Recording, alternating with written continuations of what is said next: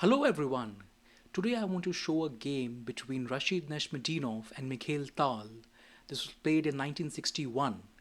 Nezhmetdinov was a beautiful attacker and he never became a grandmaster, but he had a good score against many top players of his era.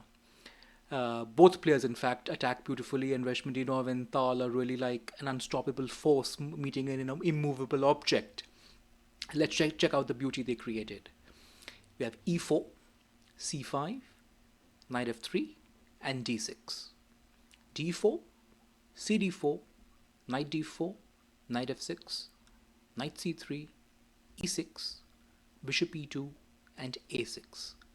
The Najdorf Scheveningen structure, castles, and queen c7. f4 immediately, perhaps trying to go for an f5 and bust open the position quickly.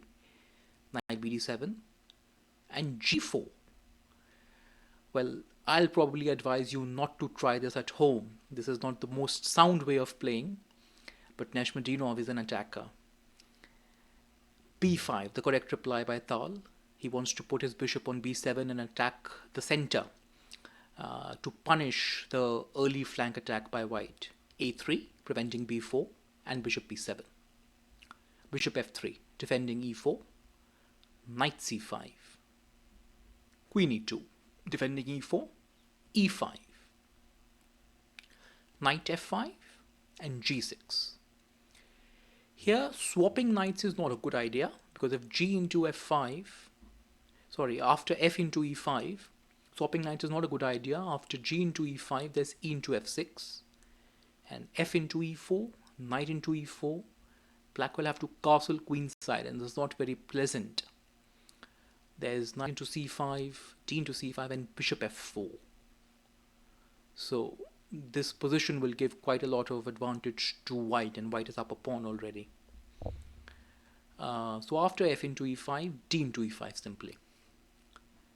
Knight h6 and knight e6. Bishop g2, opening the rook's attack on the knight on f6. And the best defense here is simply knight f4, because the queen is also guarding the knight via the diagonal. Bishop takes and e takes, and e5 allows knight d5. And we can have a trade here in the center. Knight into, bishop into, and queen c5, and the queen will pick up the bishop on the next move. And this is okay for both sides. However, after bishop g2, Tal played bishop g7, which allowed Nezhmetdinov to start his attack with rook into f6, bishop into f6, and knight d5. Although black is okay here, even though Nezhmetdinov is the one attacking, you have to be careful. If something like bishop into d5, then this opens too many lines. After e takes d5 and knight d4, you have queen f2, putting pressure on the bishop and down the f file. Queen d6 holding, bishop e3. The rook will come into the attack now. Rook f8, defending f7, rook f1 anyway. The bishop is threatened, so bishop goes to g7 for instance. c3 will kick the knight away. And knight b3, you have to be careful not to allow bishop c5. Knight takes f7. And after queen d7, perhaps thinking that you can trade some pieces, there's d6, opening the attack of the g2 bishop. And after all the exchanges are done on f7, rook into, queen into, rook into, and king into, there's bishop into a8. White is up a pawn in a very good position. And we'll see that the moves actually just flowed after we played over here, knight d4, queen f2, queen d6, bishop e3 flows. Rook f1 flows, c3 flows. Everything is very natural. And we just see that we're up a pawn and we maintain the advantage. So after knight d5, Tal played queen d8, which is the right way to go. Queen f2 anyway. We want to put pressure on the f6 bishop, and knight f4 now. This should have been played a little before, but okay. Bishop into, e into f4. There are a couple of ways of continuing. Queen into f4 is a completely reasonable way of playing the position, although we have sacrificed the exchange. Black is the one who has to be very careful how to continue. You would want to give up the bishop now for the knight, because the knight is a monster. E takes d5 and queen b6, trying to get some activity. King h1 and castling queen side. You can't castle king side, but you don't want to remain in the center either. So you castle on the queen side. And this is slightly better than remaining in the middle, and you allow knight into f7. Bishop into b2, attacking the rook. Rook f1. And now it's time to return the material we took earlier. If you play rook h f8, thinking that you'll grab the queen if the exchange is captured, no, there's d6. And there's a simple threat of queen f3 and queen a8 threats. They're very nasty threats indeed. So let's say bishop into a3, trying to go after d6. You have queen f3. And if bishop into d6, there's knight into d6. Capture with the rook on f8 falls, you capture with the queen b7 is checkmate, and this is very bad. So king b8 will lead to knight f7, and black is lost here. So after, let's say, rook f1 in this position, black has to find rook h e8 and give back that rook, because there's bishop e5. And black's pieces are quite active in this variation, queen f3 and king into d8. This is okay for both sides.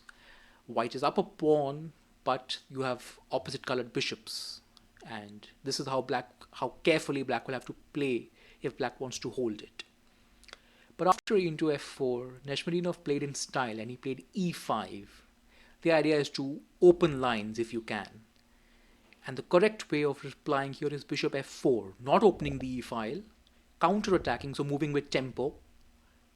Even queen d4 comes, threatening some nasty discoveries with e6, but rook f8 and rook d1, and the game would continue here. White would enjoy a more pleasant experience playing the game, surely, but black is okay here. But after e5, bishop into e5 was played, and this allows rook e1. E-file is now open. Well, one defense is queen d6, but this allows queen d4, as we saw in the previous line. Bishop is pinned. Black would have to castle to get out of the pin, but rook into e5. Anyway, this is very good for white. If, let's say, rook h f8, you can play g5. The knight has a way out now. The h3 to c8 diagonal is open. A lot of things are possible. White is very happy here. If after rook e1, bishop into d5 is tried, there's rook into e5. And after bishop e6, there's bishop c6 first. We will grab the rook after giving a check, forcing the king to f8, and then bishop into f8, a8. And there is no queen into a8 immediately because queen d4 is very strong. So after bishop into a8, queen d6 has to be played, guarding d4. We have queen into f4 and king g7, not allowing any future threats. Bishop f3, just defending the bishop. f6 now, and rook e4. This endgame is going to be winning even though we give up the knight.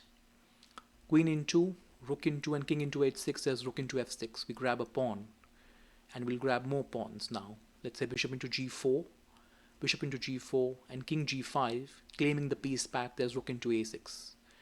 And the b pawn for black will also fall, and we'll have 3 passed pawns on the queen side. That's enough to win.